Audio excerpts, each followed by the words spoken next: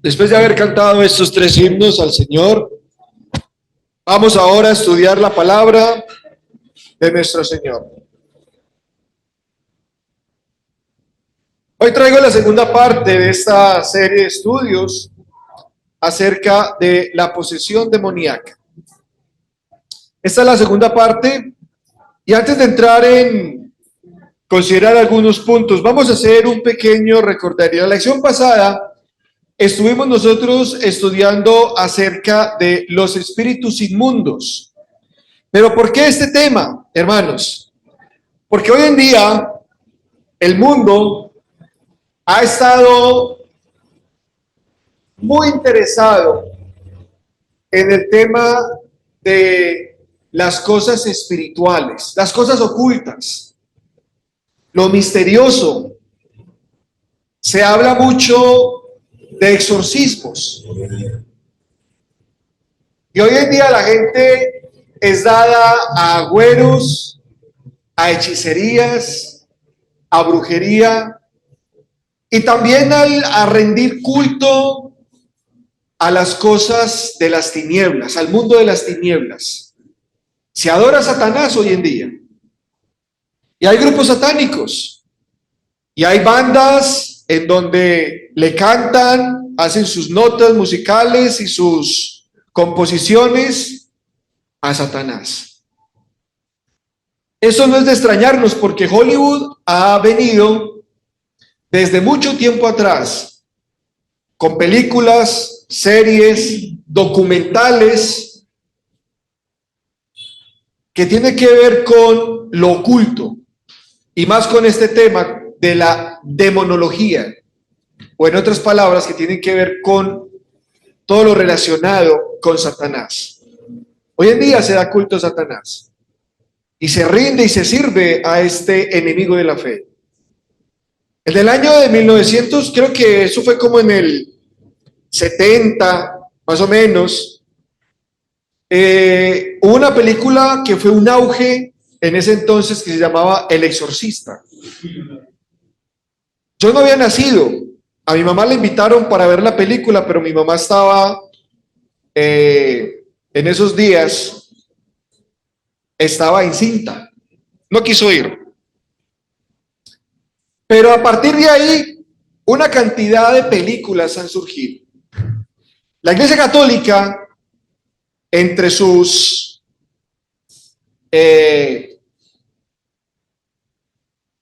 ¿cómo lo digo? Entre su organización, hay una sección en donde se ha enfocado a especializar, a preparar a sacerdotes católicos que se vuelvan expertos en hacer exorcismos. Pero bueno, hoy vamos a mirar, y hemos estado estudiando este tema, porque bueno, la verdad es que la Biblia habla de los seres inmundos, de los espíritus inmundos, habla de Satanás, habla de los demonios. La Biblia no lo desconoce y lo estudiamos nosotros en la clase pasada. La clase pasada nosotros estuvimos, hermanos, viendo a los espíritus inmundos. Estos espíritus inmundos se distinguen de los ángeles caídos. Los ángeles caídos no se les refiere a ellos como espíritus inmundos y que tomen posesión de las personas. Pero estuvimos nosotros viendo acerca de estos espíritus inmundos que tomaban posesión de las personas. Y era algo macabro, era algo siniestro, como la Biblia describe todas las personas que fueron víctimas de la posesión demoníaca. Vimos nosotros también los demonios en los evangelios. Les decía yo que en el Antiguo Testamento no hay ninguna señal, texto bíblico, de caso de una posesión demoníaca. No la hay, ni en la dispensación patriarcal, ni en la dispensación mosaica, en ningún periodo, en ningún tiempo. Y fueron aproximadamente casi 4000 años de historia bíblica en donde no hay registro en que los demonios hayan tomado posesión de las personas. Hay un caso, solamente uno, pero no podemos decir que es posesión demoníaca, y es el caso del rey Saúl, en 1 Samuel 16, versículo 14. ¿Qué dice 1 Samuel? Está ahí en el tablero, en la pantalla, dice: y el espíritu de Jehová se apartó de Saúl, y le atormentaba un espíritu malo de parte de Jehová. Simplemente dice ahí que le atormentaba un espíritu malo. No dice el texto que el espíritu malo tomó posesión del rey Saúl. Simplemente lo atormentaba. Este es el único caso en el Antiguo Testamento donde se habla de los espíritus inmundos teniendo algo que ver con los seres humanos. Pero en el Nuevo Testamento, como les decía yo, sí se abre, como se lo describía, la caja de Pandora. Y cuando llega nuestro Señor Jesucristo, ahí sí surgen muchos casos de posesión demoníaca. En los evangelios como Mateo, Marcos y Lucas es donde se registran las posesiones demoníacas y también la liberación de estas personas por parte de Jesús y por parte de los apóstoles. Pero particularmente el evangelio de Marcos es el que más registros tiene de personas siendo tomadas por los demonios. Pero este ministerio de Cristo, que duró aproximadamente 3 años, fue donde más hubo actividad del demonio. Parece que el demonio tiene sus horas contadas y lo sabe, y saca todo lo que tiene para contrarrestar y obstaculizar la obra del Mesías. Satanás sabía que su tiempo estaba cumplido, que Jesús, el Hijo de Dios, venía a deshacer las obras del diablo. Usted lo puede leer en Hebreos capítulo 2, versículo 14. Que Cristo vino y tomó forma de hombre, participó de carne y sangre, dice, para destruir por medio de la muerte al que tenía el imperio de la muerte, esto es, al diablo. El diablo entonces no se iba a quedar manicruzado, sentado, viendo su final, sino que sacó todo lo que tenía, invitó a todos sus secuaces y salen al mundo para obstaculizar la obra de Cristo. Por eso, cuando usted lee los evangelios, estos 3 evangelios, usted ve que Satanás está dando todo de sí, luchando contra el Hijo de Dios y contra su obra. Después de que Cristo muere, Satanás es atado. Bueno, vamos a estudiar el atamiento de Satanás, porque hay varios atamientos. Este es uno. Cuando Cristo lo vence en la cruz, Satanás es atado, pero aún así sigue suelto, porque la posesión demoníaca continuó en los primeros años de la iglesia del primer siglo. Cuando la iglesia comenzó, Hechos capítulo 5, versículo 16, dice que Pedro visitó muchas ciudades y sanó a muchos, y dice, y muchos endemoniados. O sea, todavía, después de que Cristo muere y se establece la iglesia en Hechos 2, todavía seguía existiendo casos de espíritus inmundos tomando posesión de las personas. Hechos capítulo 8, versículo 7 dice que Felipe, descendiendo a Samaria, les predicaba a Cristo. ¿Y qué hacía Felipe? Dice, y sanando y sacando a los espíritus inmundos. O sea que en Samaria aún habían casos de espíritus inmundos. Pero ya, años siguientes, Hechos 16, Hechos 19, ya los casos de posesión demoníaca son muy pocos. Por ejemplo, en Hechos 16, Pablo visita, creo que es, si no recuerdo, creo que Éfeso. Se encontró una chica con espíritu de adivinación. Y por muchos días esta chica o el espíritu estaba molestando al apóstol Pablo, y el apóstol Pablo ya luego se dirige a ella y saca el demonio de esta mujer. En Hechos 19, que ahorita lo vamos a leer, está el caso allí de los hijos de Seba, que eran exorcistas, que intentaban invocar el nombre de Cristo y de Pablo sobre los demonios, pero no podían, y el espíritu malo saltó sobre ellos y los dominó. Estos son los últimos casos, póngame cuidado, los últimos casos de posesión demoníaca en el libro de los Hechos. Hechos capítulo 16 y Hechos capítulo 19. No hay más casos registrados en el Nuevo Testamento, a no ser por inferencia, cuando vayamos a estudiar nosotros los dones del Espíritu Santo.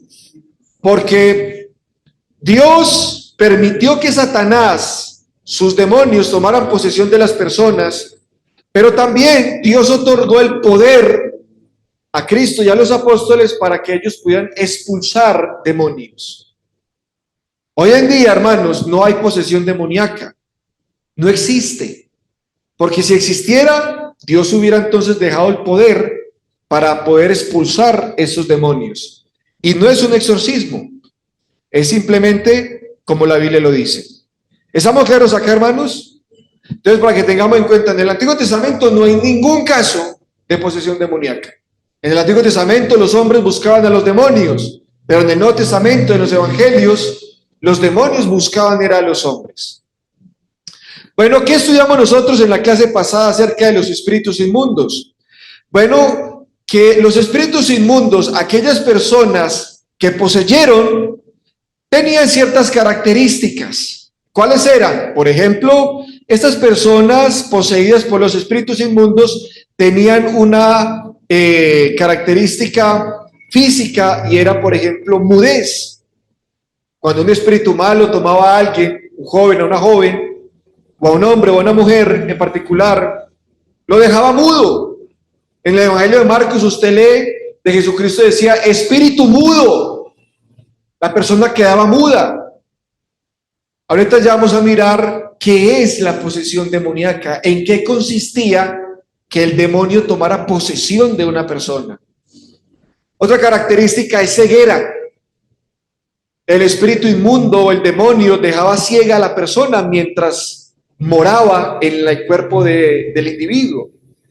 Hay síntomas de epilepsia, y no es epilepsia, sino que la manera en que el demonio tomaba el cuerpo y lo que le hacía daba síntomas o presentaba síntomas de epilepsia. Echaba espumarajos, crujía los dientes, se laceraban, se golpeaban, se tiraban contra el piso, convulsionaban. No era que la persona estaba enferma, sino que el espíritu inmundo maltrataba de tal manera físicamente a la persona. Desórdenes mentales, como el caso más aterrador, sí, que le para los pelos a uno de punta, es el que usted lee en Marcos 5, del 1 en adelante, el endemoniado gadareno. El endemoniado gadareno dice que vivía en los montes, entre los sepulcros, gritaba día y noche, se escuchaba como el hombre gritaba en el pueblo, era aterrador, y andaba desnudo, y se laceraba con las piedras, y tenía una fuerza sobrehumana, porque muchos le habían tratado de atar con grillos y con cadenas, y él la reventaba, pero el Señor lo sanó. Eso lo estudiamos nosotros la clase pasada. Entonces vimos que los espíritus inmundos, los síntomas que las personas poseídas manifestaban: mudez, ceguera, aparente epilepsia, pero no era epilepsia, aparentes desórdenes mentales, pero no eran desórdenes mentales, sino que estas eran sus síntomas. Y la Biblia, hermanos, hace una diferencia entre lo que eran las enfermedades y lo que eran los endemoniados. Un ejemplo, Marcos 1:32, dice: cuando llegó la noche, luego que el sol se puso, le trajeron todos los que tenían enfermedades y a los endemoniados. Una cosa era estar enfermo y otra cosa era estar bajo el control y la posesión de un demonio. Los grupos evangélicos, los carismáticos, particularmente los grupos pentecostales, se han dado a la creencia de que ellos tienen el poder de expulsar demonios. Si usted tiene la oportunidad de hablar con un pentecostal acerca de este tema, el pentecostal tiene una costumbre, y es que todo es un demonio. Yo reprendo el espíritu de pereza, reprendo el espíritu de bancarrota, reprendo el espíritu de falta de dinero, reprendo el espíritu de enfermedad. Yo tengo un problema en mi familia. No, reprendo esos espíritus que hay en su familia. Entonces, estas personas, estos pastores, por no decirles exorcistas espurios, falsos, porque no tienen ningún poder, creen que las enfermedades, los problemas de una persona es porque tienen espíritus inmundos. La Biblia no habla así. La Biblia habla de que había personas enfermas, cojos, mancos, ciegos, leprosos, pero el Señor los sanó. El Señor no les dijo, fuera espíritu de enfermedad, no.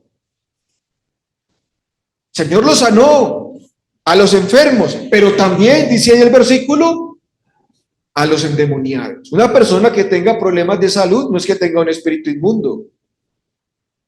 Y no hay que orar para que el Señor le quite ese espíritu de enfermedad. Eso es falso. La Biblia no enseña tal cosa. Entonces, para que quedemos claros, hermanos, y más adelante no me salgan con un cuento, porque una cosa son las enfermedades y otra cosa serán los espíritus inmundos. Lea usted Hechos 5 y Hechos 8, que dice que traían los enfermos y también traían los endemoniados. Que un endemoniado parecía enfermo, eso era otra cosa, porque era un síntoma de la posesión demoníaca. No era que la persona estuviera enferma, para que lo hagamos y para que tengamos en claro. Pero Jesucristo, hermanos, ¿por qué expulsó demonios? ¿Por qué se permitió la posesión demoníaca en el primer siglo? Bueno, primero, porque Jesús es Dios. Segundo, porque Jesús, siendo Dios, demostró poder sobre toda su creación. Recordemos que Jesús tuvo poder sobre las cosas materiales. Jesús multiplicó los panes y los peces en 2 veces.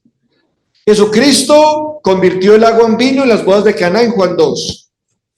Cuando Pedro y él estaban juntos, vinieron los del templo a cobrar los impuestos y Pedro le dijo, hay que pagar los impuestos, ve al mar y el primer pez que saca una moneda y con esa moneda vas a pagar el impuesto por ti y por mí.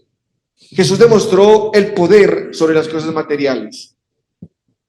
Jesús también demostró el poder sobre las enfermedades. Sanó al paralítico de Betesda. Sanó a la mujer de flujo de sangre. Sanó a los leprosos. Sanó a los ciegos. Sanó a los cojos. Y también, hermanos, sanó a muchas personas de muchas dolencias físicas. Jesús demostró el poder sobre las enfermedades. Jesús también demostró el poder sobre la muerte, porque resucitó a Lázaro, resucitó a la hija de Jairo, y así sucesivamente. Él mismo decía, yo soy la resurrección. Jesucristo demostró poder sobre la naturaleza, calmó el mar. Una vez estaban los apóstoles en Galilea, en el mar de Galilea, se levantó una tempestad, Jesús dormía, lo despertaron, Señor, pero estamos que perecemos. Y el Señor les dice, pues, ¿por qué teméis? Y el Señor se levanta y reprende la tormenta, reprende la tempestad, y dice la Biblia que se hizo grande bonanza. Se aterraban diciendo, ¿quién es este que aún los vientos y el mar le obedecen? Pues Él es Dios. No podía entonces quedar por fuera que Jesucristo no demostrara el poder sobre los espíritus inmundos. Jesús demostró el poder sobre el mundo espiritual. Esto es evidencia, hermanos, de que Jesús es Dios. Jesús no es cualquiera. Jesús es Dios mismo, como dice 1 Timoteo 3:15. Dios fue manifestado en carne. Mateo 1:21, cuando el ángel le decía a María, pondrás por nombre Jesús, porque Él salvará al pueblo de sus pecados y será colocado Emmanuel, porque significa Dios con nosotros. Jesús, hermanos, demostró el poder sobre toda la creación. No podía quedar por fuera que Él no demostrara su poder sobre el mundo de los espíritus. Jesús demostró su poder teniendo sobre los espíritus inmundos y sobre los demonios el control y el poder. Bueno, ¿por qué se le permitió a los demonios entrar en el hombre? Bueno, hay 2 razones. Primera, porque era demostración de que el reino de Dios había venido. Era demostración de que Él tenía el poder sobre los demonios. Los demonios reconocieron la autoridad de Dios. Lucas 10:17 dice: volvieron los 70 con gozo, diciendo: Señor, aún los demonios se nos sujetan en tu nombre. Los demonios no se sujetaban a los apóstoles porque eran apóstoles, no, porque Jesús les dio esa autoridad. En tu nombre significa por la autoridad de Dios. Aun cuando se les permitió a los demonios entrar en los hombres, los demonios no andaban por ahí libres haciendo sus fechorías sin control alguno. Los demonios todos fueron controlados.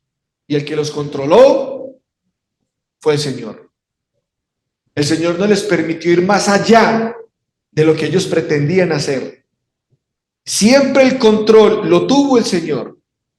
Cuando el Señor expulsó demonios, los demonios decían: tú eres el Hijo del Dios Altísimo, has venido para atormentarnos antes de tiempo. Y en el caso del endemoniado gadareno, que era una legión, decían: permítenos ir a los cerdos. O sea, ellos no podían ir así, porque sí. Ahí le pidieron permiso al Señor para que ellos pudieran entrar en esos cuerpos de los cerdos. Los demonios, cuando tomaron posesión de los hombres, ellos mismos estaban restringidos, y esa restricción era por el poder del Señor. Dios, a través de su Hijo y del Espíritu Santo, combatió, contrarrestó y limitó el poder que tenían estos espíritus inmundos. Lucas 11:20 dice Jesucristo: mas si por el dedo de Dios echo yo fuera los demonios, ¿cuál es la verdad entonces? Ciertamente, el reino de Dios ha llegado a vosotros. ¿Por qué se les permitió a los demonios entrar en el hombre? Era demostración de que el reino de Dios se iba a establecer. El reino de Dios es la iglesia. Jesús vino a establecer la iglesia. Y durante ese tiempo de preparación estaba Satanás haciendo y deshaciendo, pero era para que el mundo creyera que Jesucristo, el Hijo del carpintero, era el Mesías. Y con el Mesías venía el reino profetizado por Daniel, Isaías, Joel y los profetas. ¿Por qué se le permitió a los hombres, por qué se le permitió, perdón, a los demonios entrar en los hombres? Era para testimonio de que el reino de Dios, a través de Cristo, iba a ser establecido. Se había acercado. Bueno, Satanás sabía que era su fin, que pronto su tiempo de gobierno iba a terminar. La profecía de Génesis capítulo 3, donde dice que la simiente de la mujer iba a herir en la cabeza a la simiente de la serpiente, significa que el tiempo estaba cerca. Satanás sabía entonces que su tiempo estaba pronto a terminarse, su reinado a través del Hijo de Dios. Esa es una razón por la cual entonces Satanás saca toda su fuerza para contrarrestar la obra de Cristo durante su ministerio terrenal. Bueno, la pregunta entonces, hermanos, continuando en el estudio, es: ¿en qué consistía la posesión demoníaca? O sea, ¿cómo era? ¿Cómo era que Satanás entraba en el cuerpo de un hombre o de una mujer y tomaba control de la persona? ¿Cómo era eso? ¿En qué consistía, hermanos, la posesión demoníaca? Bueno, es algo aterrador.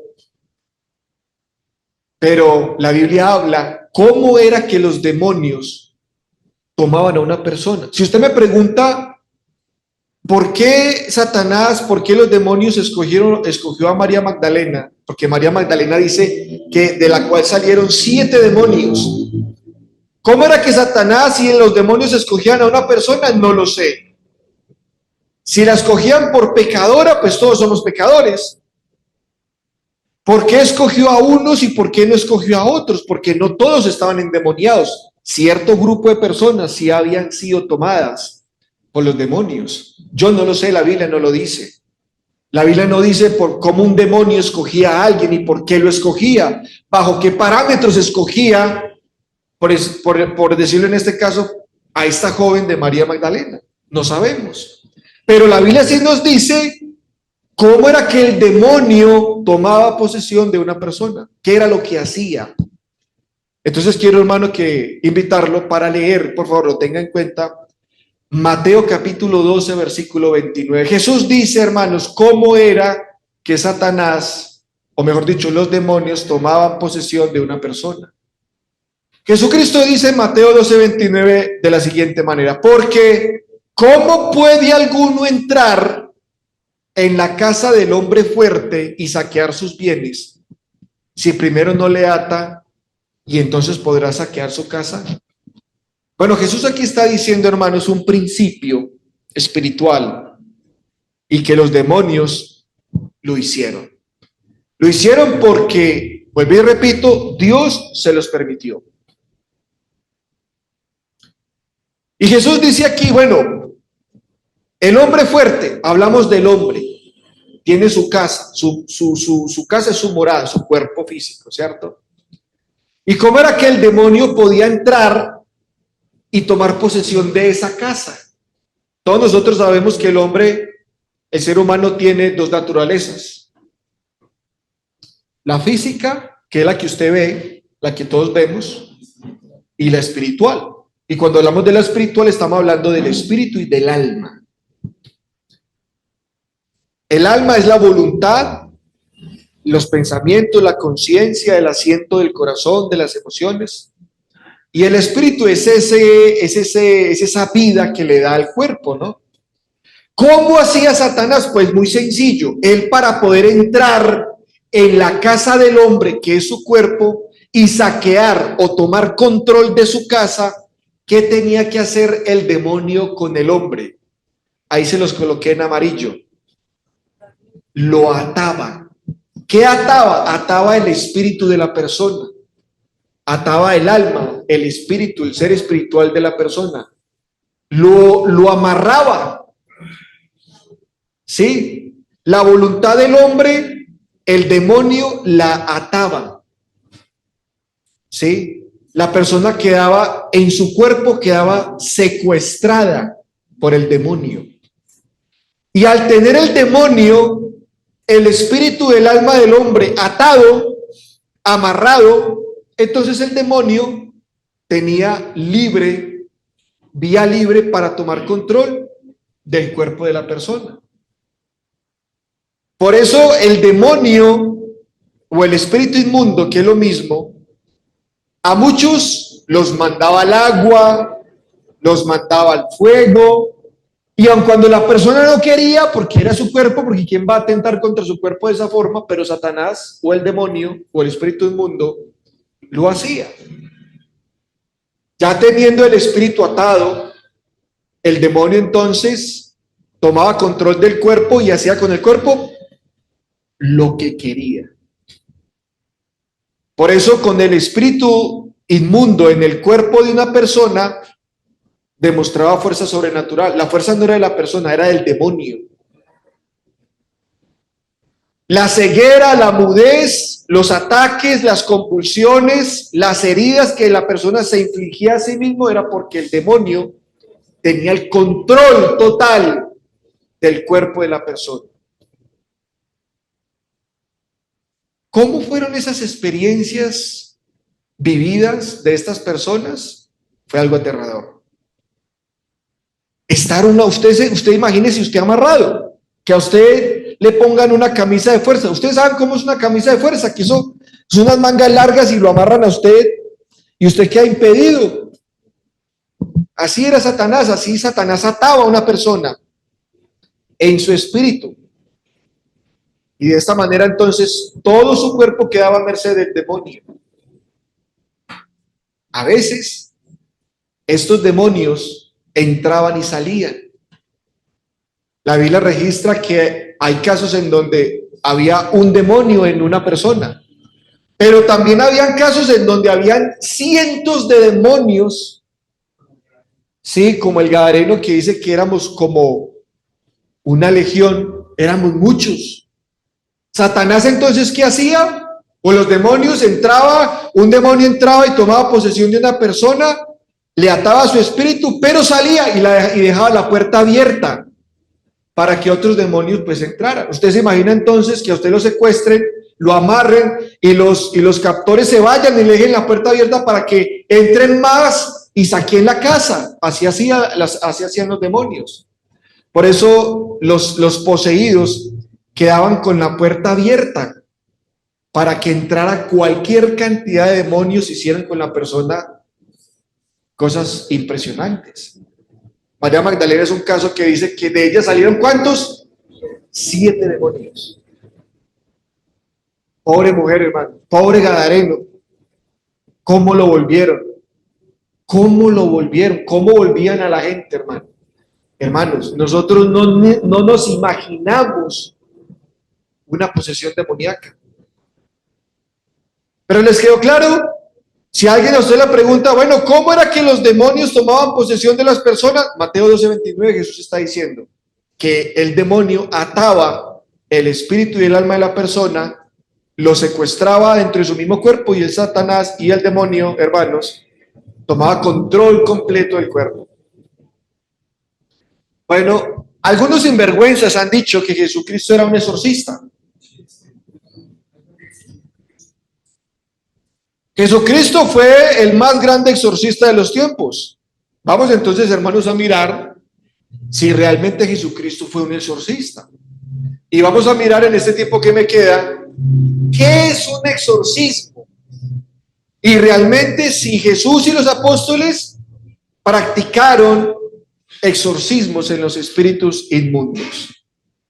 Jesús dice que no es así. Jesús dice que él expulsaba los demonios simplemente no a través de un exorcismo, sino a través de la palabra. Y así no más. No más. Dice, hermanos, en el diccionario, la nueva enciclopedia Sopena, dice, ¿qué es un exorcismo? ¿Qué es un exorcismo? Un exorcismo es un conjuro religioso contra el espíritu maligno. ¿Qué es un exorcismo, hermana Liliana? Un conjuro religioso contra el espíritu maligno. El diccionario Webster dice que es un exorcismo. Un hechizo o fórmula usada en la exorcización. ¿Qué es un exorcismo? Según el diccionario Webster, es un hechizo o una ¿qué? Fórmula. Ahorita vamos a mirar cuál es el hechizo y la fórmula que usa la Iglesia Católica. Desde el año 1600, desde la edad medieval. ¿Sí? Pero que nos quede claro, ¿qué es un exorcismo? Es un conjuro y es un hechizo y es una fórmula. En otras palabras, así hablándolo a plata blanca en nuestro idioma coloquial, es un rezo. Mire, cuando uno estaba en el mundo que visitaba a un brujo, visitaba o practicaba la santería, o iba a esos lugares en donde yo nunca fui, pero una tía sí le gustaba todo ese poco de cosas. Y venga, yo tengo un problema con mi esposo, tengo un problema con la vecina, o quiero esta casa como que está salada, o aquí me asustan. Entonces iban y recorría uno a las brujas, a los hechiceros, y ellos ¿qué hacen? No, toca hacerle un rezo, toca rezarlo. Sí, porque usted está embrujado, le hicieron un trabajo, eso hay que devolverlo, usted está amarrado. Bueno, eso le dicen una cantidad de cuentos a uno. Entonces, ¿qué hacen? Pues una fórmula, tiene una fórmula, un rezo, o tiene una cantidad de guapanelas que le da, tómese este brebaje, úntese esto, báñese con yo no sé qué, y entonces todos esos malos espíritus se le van a ir, ¿sí? Toda esa sal que usted tiene se le va a quitar. Bueno, ¿qué es un exorcismo? Pues es lo mismo, es un hechizo, es un conjuro, es una fórmula. Ese cuento no ha cambiado mucho. El punto es, ¿Jesús obró un exorcismo? ¿Será que Jesucristo fue el más grande exorcista? Bueno, Jesús nunca obró un exorcismo, como es en definición un exorcismo. Jesucristo dice que él simplemente con su palabra, dice Mateo 8:16, y cuando llegó la noche trajeron a él muchos endemoniados y ¿qué? Y con la palabra echó fuera los demonios y sanó a todos los enfermos. ¿Hizo Jesucristo un exorcismo en Mateo 8:16? No, simplemente ¿qué? Con la palabra. Y nosotros, por ejemplo, vimos algunos en la clase pasada que Jesús decía, sale espíritu inmundo. Ya, con eso, ¿el espíritu qué? Pues salía, con la palabra. No se agarró a echarle ahí un rezo, una fórmula, un conjuro, invocar todos los espíritus, todos los santos, la Virgen María, el Santo Padre. No, no, no, no. A echarle agua bendita, a mostrarle la cruz. No, simplemente con la palabra echó fuera los demonios. Lucas capítulo 11, en el versículo 20 dice Jesús, mas si por el dedo de Dios echo yo fuera los demonios, ciertamente el reino de Dios ha llegado a vosotros. ¿Cómo hizo Jesús que los demonios salieran de los poseídos? ¿Cómo? Por el dedo de Dios. ¿Qué es el dedo de Dios? Les dije yo en la clase pasada. ¿Qué es el dedo de Dios? Es que el Espíritu Santo. Cuando usted lea en la Biblia, del dedo de Dios es el Espíritu Santo. No es que Dios tenga un dedo así como nosotros, o con el dedo así les apuntó, vea, con el dedo, ¡pa! No, sino con el poder del Espíritu Santo. Las tablas fueron escritas con el dedo de Dios. Eso significa el Espíritu Santo. El dedo de Dios aparece en la Biblia tanto en el Antiguo como en el Nuevo Testamento. Jesús dijo, ¿qué es el dedo de Dios? Vamos a leerlo en Mateo 12:28. Mas si yo, por el Espíritu de Dios, echo fuera los demonios, ciertamente ha llegado a vosotros el reino de Dios. Lucas 11:20 dice, el dedo de Dios. Mateo 12:28 dice, es el Espíritu de Dios. Así que el dedo de Dios es una metáfora, es lenguaje figurado, que realmente señala que es el Espíritu de Dios. Jesucristo no hizo ningún exorcismo. Él simplemente las expulsiones demoníacas las hizo por, hermanos, que nos quede claro, por el poder del Espíritu Santo. Una vez cometieron una blasfemia contra Jesús. Los sinvergüenzas fariseos dijeron, tú echas los espíritus inmundos por el poder de Beelzebú. Le atribuyeron a Jesús el poder de Satanás sobre Satanás. Jesucristo dice que eso llegó a ser el pecado imperdonable. Atribuirle a Jesús el poder de Satanás. Jesús dice, no. Ustedes pecaron contra mí, pero pecaron más fue ¿contra quién? Contra el Espíritu Santo. Blasfemaron contra el Espíritu Santo. La blasfemia contra el Espíritu Santo. Y dice, todos los pecados de los hombres serán perdonados, pero el que blasfemie contra el Espíritu Santo no le será perdonado, ni en este siglo ni en el venidero. Así que mucho cuidado con aquellos que digan que Jesucristo es un exorcista, porque Jesús, hermanos, no hizo exorcismos. Jesús hizo todo eso, fue por el poder del Espíritu Santo. Los apóstoles comisionados también a expulsar demonios en el nombre de Jesús tampoco hicieron exorcismo. Los apóstoles no fueron exorcistas, porque el poder que tenían los apóstoles era porque Jesús se los dio. Jesucristo dijo en la cena, dice, recibid el Espíritu Santo, y sopló en ellos y recibieron el Espíritu Santo. Jesucristo en la cena les dijo que él se iba a ir, pero iba a mandar el Consolador.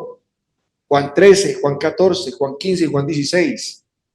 Jesucristo les prometió el Consolador, el Espíritu Santo. Y cuando llegó el Espíritu Santo, en Hechos capítulo 2 dice, en el día de Pentecostés, reunidos todos, vino de repente un viento recio que soplaba, el cual llenó sobre la casa donde estaban sentados, se les aparecieron lenguas repartidas sobre el fuego, y dice en Hechos capítulo 2, versículo 5, y fueron todos llenos ¿de qué? Del Espíritu Santo. Así que los apóstoles, cuando expulsaron demonios, Hechos capítulo 5, Hechos capítulo 8, Hechos capítulo 16, Hechos capítulo 19, todos esos expulsiones de espíritus inmundos, los apóstoles los hicieron por medio del Espíritu Santo. Dice ahí en Marcos capítulo 16, para no leer más versículos, versículo 17 dice, Jesús le dice a los apóstoles, y estas señales seguirán a los que creen, en mi nombre echarán fuera demonios y hablarán nuevas lenguas. ¿Cómo iban a expulsar demonios, hermanos? ¿Cómo dice ahí? En el nombre del Señor. En otras palabras, por el poder del Espíritu Santo. El caso entonces de los apóstoles de Pablo, particularmente registrado en Hechos 19, se distingue qué es un exorcista y qué es realmente el poder que tenían los apóstoles y Cristo. Vamos a leerlo, hermanos. Dice ahí Hechos 19, en el versículo 11, dice, y hacía Dios milagros extraordinarios por mano de Pablo, de tal manera que aún se llevaban los enfermos, de tal manera que aún se llevaban a los enfermos, póngale cuidado como dice el texto, llevaban a los enfermos los paños o delantales de su cuerpo. ¿Qué dice ahí el versículo? Que a los enfermos, los paños de Pablo, los pañuelos de Pablo, la ropa de Pablo, se la llevaban a los enfermos. Y dice ahí, y las enfermedades se iban de ellos y los espíritus malos salían. Mire, el apóstol Pablo sanaba a distancia. Él no tenía que ir. Simplemente cogían el pañuelo de Pablo, un vestido de Pablo, algo de Pablo, se lo llevaban a los enfermos o a los espíritus inmundos y sanados y liberados. Ese era el poder que tenía el Espíritu Santo a través de los apóstoles. Y dice el versículo, hermanos, el versículo 13, pero algunos de los judíos exorcistas, o sea que el exorcismo es tan antiguo como la creencia de los demonios. Cuando el hombre entendió que los demonios existían, empezaron a tener el concepto y la práctica del exorcismo. El exorcismo es muy antiguo. El exorcismo ya existía en los tiempos de los apóstoles, porque dice que habían judíos exorcistas ambulantes. Y mire cómo dice el versículo, intentaban, ellos no tenían poder, ellos intentaban invocar el nombre del Señor Jesús sobre los espíritus malos, diciendo, os conjuro por Jesús, el que predica Pablo. La cosa no es tan fácil. Los espíritus demonios no eran estúpidos ni idiotas. Ellos sabían quiénes tenían el poder y quién no. Dice el versículo 14, había 7 hijos de un tal Esceva, judío, jefe de los sacerdotes, que hacían eso. Imagínense, eran los hijos de los sacerdotes que tenían la profesión del exorcismo. Pero dice Lucas que ellos intentaban. Y por el hecho de que invocaban el nombre de Jesús, ellos expulsaban demonios. Eso no funcionaba así tan fácil.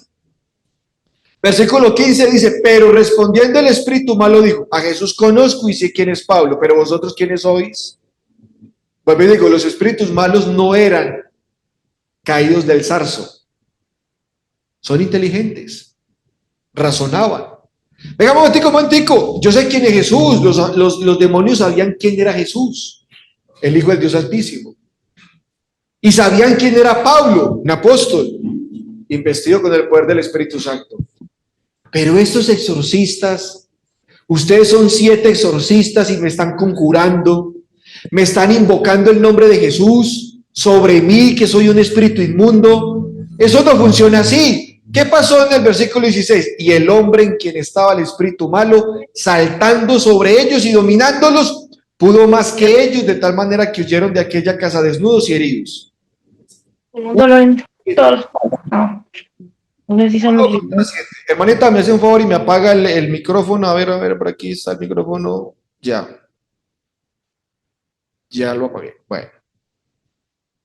Imagínense un hombre contra 7 y los acabó, los dejó amoratados, heridos, desnudos, les quitó la ropa, porque el espíritu inmundo, hermanos, no sirven exorcismos con los demonios. ¿De dónde sacó la Iglesia Católica que ellos tienen poder sobre los demonios con exorcismos? Eso es falso. El demonio no sale con un exorcismo, mano. Y supongamos que hubiera posesión demoníaca hoy en día, con exorcismos no sale. Porque Hechos 19 es un caso de 7 exorcistas haciendo conjuros, rezos sobre los espíritus inmundos, sobre un espíritu inmundo, y no fueron capaces. Porque el espíritu inmundo, hermanos, los demonios salen solamente de una manera: con el poder del Espíritu Santo. Hoy no hay exorcismo. Porque si hubiera posesión demoníaca hoy en día, entonces Dios hubiera dado a los hombres el poder del Espíritu Santo para expulsar los demonios. Entonces hay que hacer una diferencia, hermanos, entre un exorcismo y un ¿qué? Y una expulsión de demonios por parte de Jesús y los apóstoles. Son cosas diferentes. Jesús no era ni exorcista, ni los apóstoles eran exorcistas, y aquí hay un caso de exorcismo distinguido de lo que es una liberación bíblica. Para terminar, hermanos, entonces, la Iglesia Católica afirma que sus sacerdotes pueden exorcizar a las personas de los demonios. Ya vimos entonces que eso es falso. Si a usted en algún momento le dicen, es que la Iglesia Católica tiene exorcistas, pues lea el Hechos 19, el caso de los hijos de Seba, que eran 7 exorcistas que no pudieron con el demonio, solamente con el poder del Espíritu Santo. Pero la Iglesia Católica se cree el cuento, ¿no? Dice, la forma moderna de exorcismo se deriva principalmente de la ceremonia de exorcismo de la Iglesia Católica de la Edad Media, expuesta en un Rituale Romanum.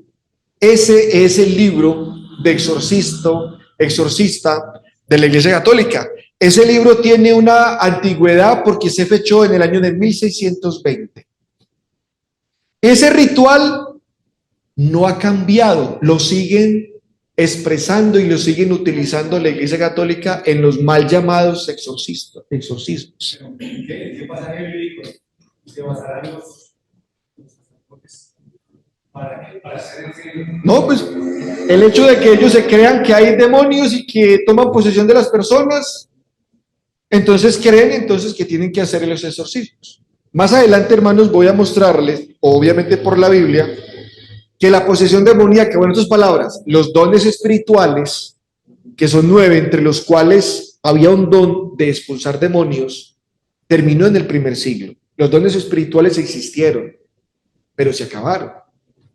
¿De dónde saca la Iglesia Católica el cuento? Pues bueno, por no estudiar la Biblia, se creyeron el cuento y se inventaron la práctica del exorcismo. ¿Cómo es la ceremonia? Se la voy a leer. Dice, esta ceremonia, póngale cuidado, particular, es la orden del exorcismo oficial utilizada en la Iglesia Católica Romana desde el siglo XVII hasta el día de hoy. La ceremonia de exorcismo es una combinación de oraciones, lectura de pasajes designados para subrayar al espíritu malo y forzarlo a apartarse de la víctima. El sacerdote, vestido de una túnica púrpura, porque los colores en las túnicas de los sacerdotes varían dependiendo de la ceremonia, si es un funeral, si es un matrimonio, si es un bautismo, y si es un exorcismo, pues también es de color púrpura. Empieza la ceremonia por medio de decir la oración seguida con la lectura del Salmo 4, la invocación de la gracia de Dios contra el demonio. Luego es leída una porción de Juan, capítulo 1 y Marcos 16. Siguiendo, el sacerdote ora por sí mismo y por su fortaleza en la ejecución de la ceremonia. Después de esa oración, el sacerdote recita: te exorcizo, muy vil espíritu, la mismísima encarnación de nuestro enemigo, el espectro entero, toda la legión, en el nombre de Jesucristo, sal y huye de esta criatura de Dios. Él mismísimo te manda. Él mismo te manda, perdón, él mismo te manda, el quien manda al mar, los vientos y a la tempestad. Escucha, por tanto, y teme, oh Satanás, enemigo de la fe, adversario de la raza humana, productor de la muerte, ladrón de la vida, destructor de la justicia, raíz de los males. Ese es el hechizo, esa es la oración, ese es el conjuro. Y está en la Enciclopedia de la Hechicería y Demonología, página 186. ¿Qué más sigue para terminar? Siguiendo a este exorcismo, el sacerdote ofrece una segunda oración apelando a Dios por el éxito en el esfuerzo. Después de lo cual, el sacerdote se ocupa en un segundo exorcismo, que es de la siguiente manera: te conjuro, oh serpiente, por el juez de la vida y la muerte, por tu hacedor y hacedor del mundo, no resistas, ni demores en huir de este hombre, en vista de que ha agradado a Cristo morar en este cuerpo. Dios el Padre te lo manda, Dios el Hijo te lo manda, Dios el Espíritu Santo te lo manda, la sangre de los mártires te lo manda. Así que esta porción central del ritual exorcista se repite varias veces para dar énfasis, invocando un vasto panteón de nombres sagrados. Entonces ahí nombren a San Judas, a yo no sé qué, al Padre, a la Iglesia, a Raimundo y todo el mundo sobre el espíritu inmundo. Con la conclusión de esta porción sermónica son leídas oraciones, el credo de la Iglesia Católica, los salmos. El ritual es repetido normalmente varias veces hasta que el resultado deseado es obtenido. Pero pregunta, ¿ustedes vieron o hemos leído en la Biblia que Jesús hizo este tipo de rituales, oraciones, invocaciones, rezos, conjuros sobre los espíritus inmundos? No. Jesús simplemente decía: sal de este hombre, ¿y qué? Y el espíritu salía. Ya. Pero en la Iglesia Católica, hermanos, y usted lo puede ver en las películas de Hollywood, que en las películas de Hollywood, cuando van a hacer un exorcismo, repiten esta misma ceremonia. Es la misma retahíla, porque la retahíla no ha cambiado desde 1600. Es lo mismo. Pero hermanos, para que nos quede claro en esta noche, Jesús y los apóstoles no eran exorcistas. Y también, hermanos, lo vamos a ir aclarando en el transcurso de estas lecciones, y es que hoy en día no hay posesión demoníaca. ¿Por qué? Porque no hay el poder del Espíritu Santo sobre los hombres para que puedan expulsar los demonios. Hermanos, muchas gracias por su atención. Vamos a despedirnos con un himno y con una oración. Si alguien tiene alguna pregunta o alguna inquietud, bien puede. Si no, continuamos entonces con el final de este servicio.